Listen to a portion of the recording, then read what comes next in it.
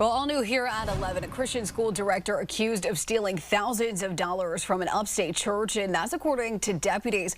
45-year-old Tyler Magatha. She's charged with breach of trust, rather. Her arrest comes nearly 6 months into an investigation of alleged financial misconduct involving Covenant Church Academy in Greer. We're working this midday to get her mugshot for you, and as soon as we have it, we'll let you know.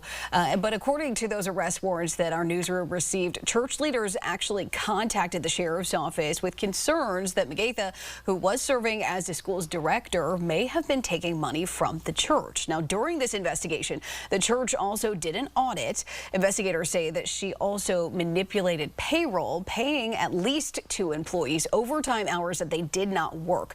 The warrants also say that she did this between January 2019, and August 2025. Investigators also found that Magatha took cash under the table for new enrollees, keeping it for herself and also making purchases on the church's credit card. Now, we have reached out to the church for a statement regarding this, but we are waiting to hear back.